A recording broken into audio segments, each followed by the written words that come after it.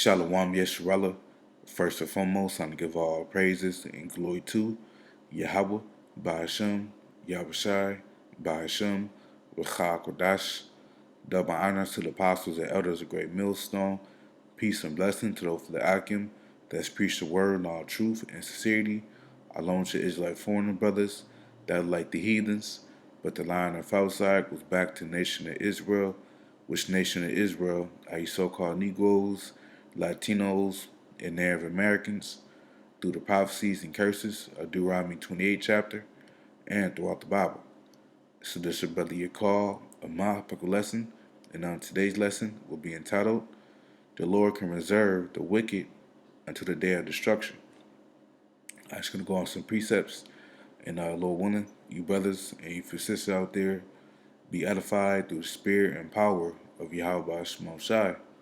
And before I start the lesson, I defined the word reserve on Google, and it means refrain from using or disposing of something retained for future use. Right. In this sense will be the wicked. The Lord is refraining from using or disposing of something which will be the wicked people for future use of judgment. It says put to one side, put aside, set aside, keep back, keep right. And when you go to this another entry, it says refrain from delivering a judgment or decision immediately or without due consideration or evidence. Right. So the Lord is going to do that towards these wicked people. The wicked according to the Bible, which is Esau, Edom. And let's just get that to prove that who the wicked is according to the Bible. Because you have a particular nation of people on the earth that is classified as the wicked. And we go to Malachi 1 and verse 4, and it reads, Whereas Edom said, We are impoverished, but we will return and build the desolate places and right. And this prophecy was fulfilled when Esau, which Edom is the same person. The so-called white people today, the Caucasian race. You know, and they returned during the Renaissance period. Because they were impoverished during the time of the Dark Ages when our people was ruling Europe. Europe, Asia. You know, uh, in them countries. So the Edomites they returned during the Renaissance period, which Renaissance means rebirth. You know, during the time of the 1300s going to the 1400s. You know, it says, "Thus saith the Lord Yahweh of hosts: They shall build, but I will throw down, and they shall call them." So it says them. Talking about it's a nation of people, the border of wickedness, and the people against whom the Lord Yahweh have indignation forever. Indignation means righteous anger, because the Lord hates the Edomites. You know, so we're going to tell where a border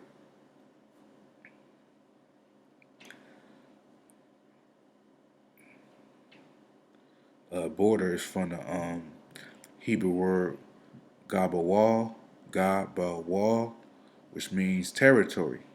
You know, region. So wherever territory Esau is at is wickedness there. Because he pushes his wickedness in all these different countries and lands throughout the whole world. Through his westernized living. You know, uh, you know, uh, promoting women to be feminist and liberated from being under a man. You know, through his defiled diet that he pushes in Western culture, such as eating shrimp, pork, crab, and lobster. You know, having the people of the world worship him. About Jesus Christ, which is really him, Cesare Borgia. So everywhere Esau goes is wickedness there. So he's the border. This proves that Esau, Edom, they are the wicked. They are the wicked people of the earth. You know, and we go to Genesis 36 in verse 8 to prove that Esau and Edom is the same person. Genesis 36 and 8 it says, Thus dwelt Esau and Mount Seir. Esau is Edom, because the actual Esau, he was a progenitor of the Edomites, which are the so-called white race today, you know. But Esau's name was turned to Edom, which means Edom in the Hebrew is Adawan, which means red, you know. So they're not white, they're red, you know. Hence the term rednecks. But let's go to 2 Peter 2 and verse 9, and it reads, "The Lord knoweth how to deliver the godly out of temptations." Right, the godly will be the elect, you know, of Israel, or you so-called Negroes, Latinos, and Americans. You know, and that temptation is going to be in Jacob's trouble. The hour of temptation, the Lord's going to deliver the elect from not taking the charagma, the sea hit, according to Revelation 13:16, and throughout the plagues, Jacob's trouble, the famine, the pestilence, the race wars, the Lord's going to deliver the elect because he's going to grant them with a hedge of protection, according to Psalm 34:7. It says, "And to reserve the unjust, which the unjust would be the wicked, until the day of judgment to be punished." Right. You know, and that starts with the Edomites, you know, 2/3 of our people, because 2/3 of our people, they're wicked as well, you know, because the Lord even said, "Among my people I found wicked men," you know. It says that in the book of Jeremiah. So our people, the 2/3 of our people, the wicked Israelites, they're following the deeds of Esau, the so-called white man, you know, being adulterers, murderers, effeminate, you know, moles, you know, just, you know, they just, as Yahweh Shai says, "You are your father the devil." So Jake do the same deeds of Esau and even more. They pass the deeds of the wicked, you know, because when Jake go out, he goes out all out in everything, even in wickedness, you know. So and the heathen nations as well too. They're wicked too, you know. It says until the day of judgment to be punished. Right. So that's what the Lord's gonna do, you know, because these people of the world, they don't think they're never gonna be judged, you know. And when you go to Proverbs 16:4, it says the Lord Yahweh hath made all things for himself. Yeah, even the wicked for the day of evil. Yeah, so the Lord made the wicked for the day of evil, you know, for him to destroy them all at once, you know, in a lake of fire, man. You see? And when you go to Ecclesiastes chapter 8, verse 11, it says, "Because sentence against an evil work is not executed speedily." Right. You know, meaning, let's look at that word sentence. It's from the Hebrew word pa, the gum, or papgum, which means edict, decree, you know, because the decrees are according to the law, such commandments. So, for example, a sentence against the evil work is not executed speedily will be the evil work, adultery, right? Adultery is when another man sleeps with another man's woman, or a woman that's married to her husband sleeps with another man outside her husband. That's adultery, and that's a sin unto death. So that would be an evil work, adultery. So when two people commit adultery and the judgment is not executed speedily, meaning that they get judged at that moment, that they get caught and they get judged for what they did.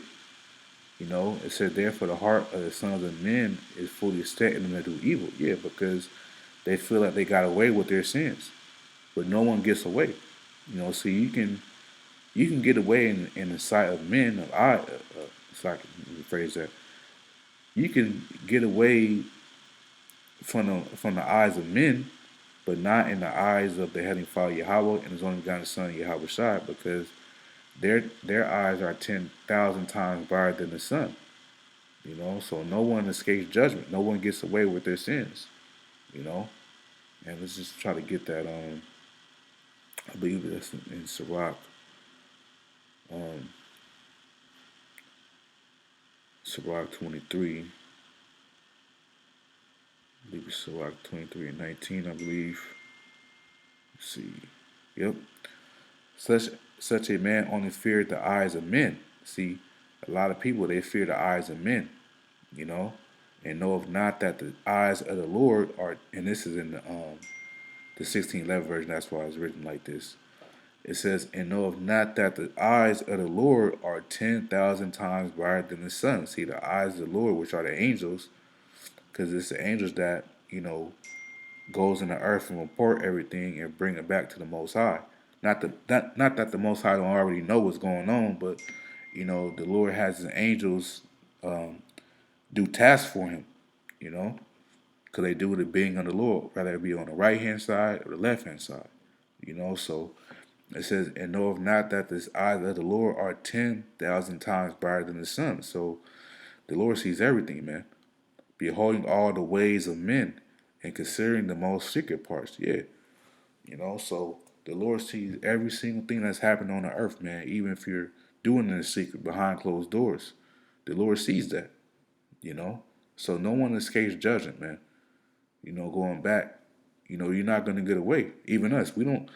That's why we suffering in the flesh. We get ailments and you know, um, you know, sometimes we catch a lot of hell because for all the sins that we did in our past life and this life that we live too. So we don't get away either. No one gets away. You know, it says verse Ecclesiastes 8:12 says, "Though a sinner do evil 100 times, his days be prolonged." Yeah, because this sinful man, he can, Esau, for example, Esau, he murders people in other countries like nothing when he sends out his troops, and it seems like their days be prolonged, man. They do all these wicked sacrifices at the Bohemian Grove, but it seems like their lives are prolonged, you know, like they live at an old age, you know, but we know why, because the Lord is reserving them to the day of judgment.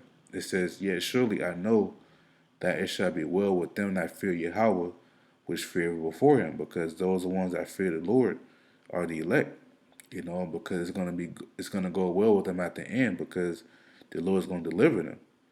But for the wicked, for the sinners, see the evildoers, they not gonna be delivered. You know, the Lord's gonna cut them ground down like the grass. It says, "But it shall not be well with the wicked." See, it's not gonna be well with the wicked. Though it can be well right now, they can be prosperous. Because the scripture talking about the ungodly prosper. But that's in this kingdom, man. Because this kingdom is Esau's kingdom, the so-called white man's kingdom. So he's prosperous right now because this is his kingdom.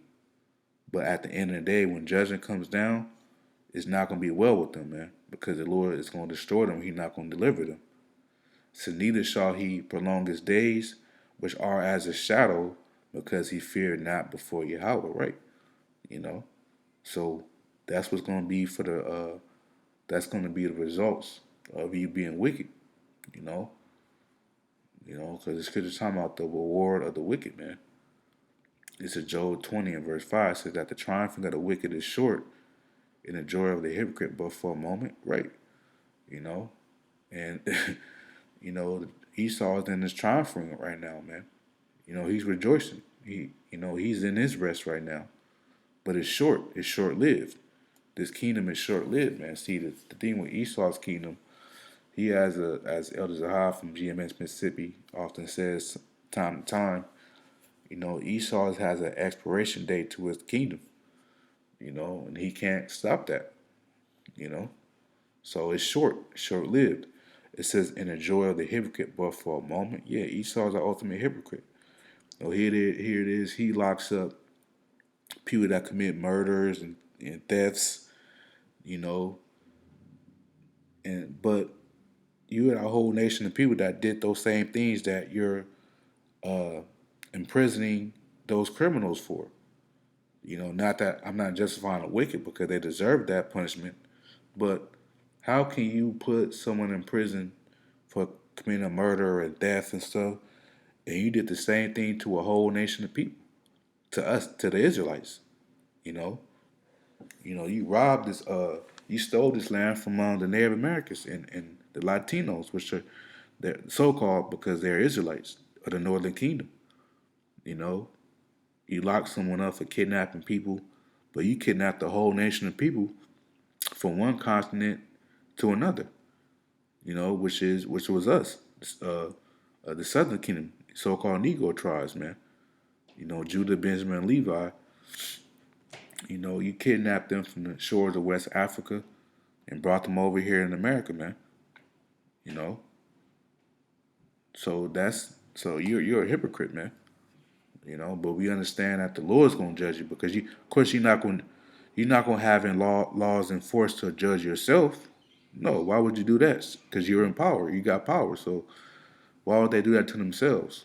Why would the elites of Esau create laws to criminate themselves and put themselves in prison? Why, they're not gonna do that. But that's why we know the Lord's gonna do this. The Lord's gonna put them in slavery by way of the Israelites. Because he that leadeth into captivity, let's get that. Revelation 13 and verse 10. It reads, he that leadeth into captivity shall go into captivity. Right. So Esau led us in captivity, and they will go into captivity. He that killeth with the sword must be killed with the sword. Yeah, they killed us with the sword, you know, and they're going to be killed with the sword, you know.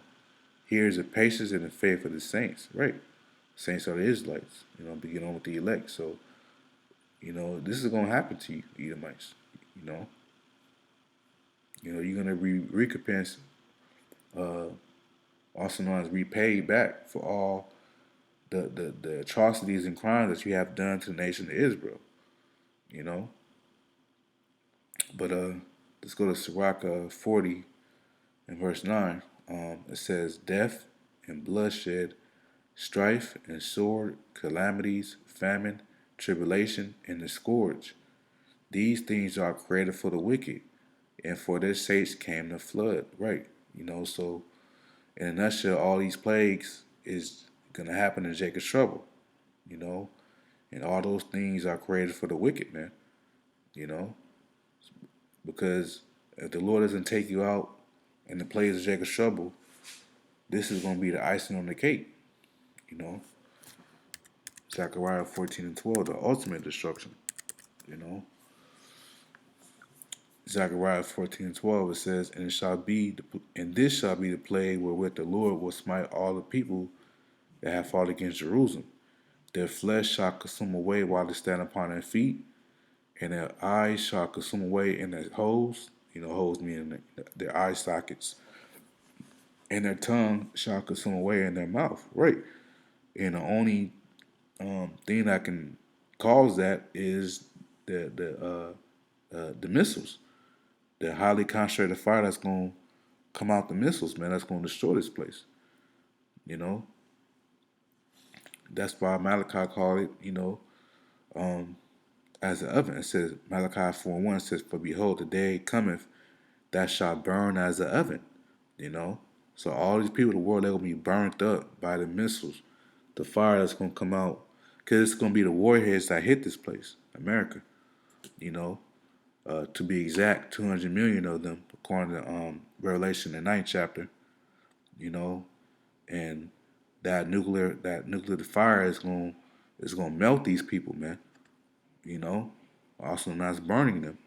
That shall burn as an oven, and when you touch your hand on the oven, it's hot. You know, it says, "And all the proud, yeah, and all I do wickedly shall be stubble." See, and what do you do with stubble? You burn it up. So all these people, they're gonna be burnt alive.